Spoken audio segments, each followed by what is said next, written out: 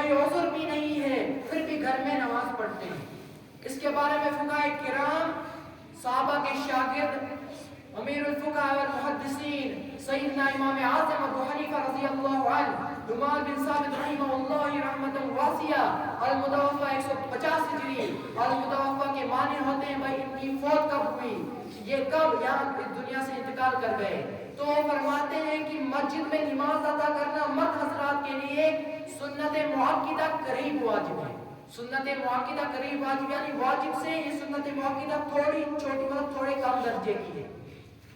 تو فرمایا یہاں تک اس کی سخت وعید ہے جو لوگ گھر میں نماز پڑھتے ہیں، فرض نماز، سنت تو پڑھنی ہے، سنت کا زیادہ ثواب گھر میں ہے، لیکن فرض نماز یہاں کی آپ صلی اللہ علیہ وسلم نے فرمایا کبھی مجھے خیال ہوتا ہے، کبھی مجھے یہ دھیان آتا ہے کہ میں لکڑی جمع کر دوں اور آگ لگا دوں اور کسی کو کہوں بھائی اذان دے دے اور کسی امام کو آگے کر دوں، اور جب امام تکبیر تحریمہ اللہ اکبر کہے تو میں خود باہر نکل جاؤں مسجد سے اور دیکھوں بھائی وہ کون سے افراد ہیں، وہ کون سے مرد حضرات ہیں جو مسجد میں چھوڑ کر فرض نماز گھر میں پڑھ رہے ہیں، اور ان کے گھروں کو آگ لگا دوں.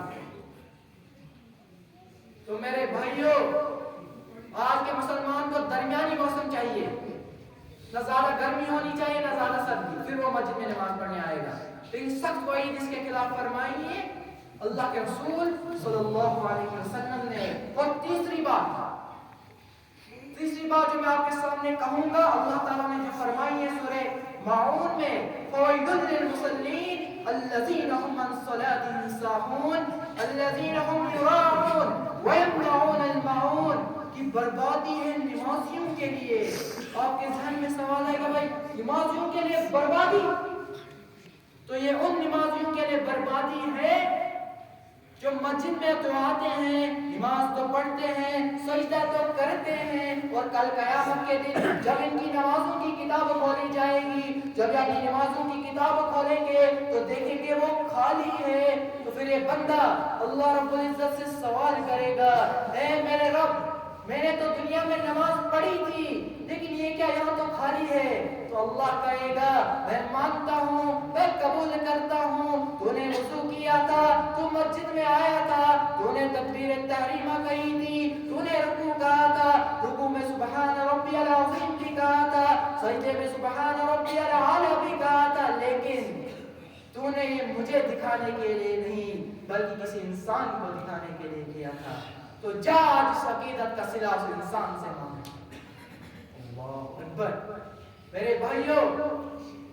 اکثر مسلمان آج کسی دوسرے کو دکھانے کے لیے نماز پڑھتے ہیں، زکوٰۃ دیتے ہیں. میرے بھائیوں یہ بند کرنا چاہیے. نماز پڑھنی ہے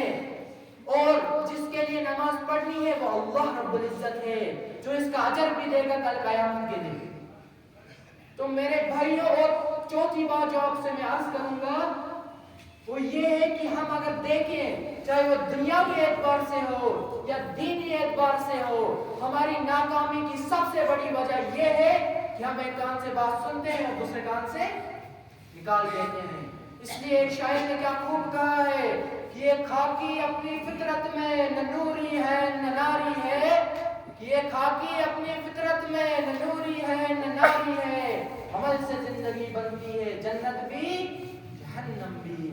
میرے بھائیوں، آج کے بعد ارادہ کیا جائے، آج ہم نے سنا کہ نماز قائم کرنی ہے، جان چلی جائے کچھ بھی ہو جائے نماز نہیں چھوڑنی چاہیے، تو آج اس کے بعد عمل کریں گے.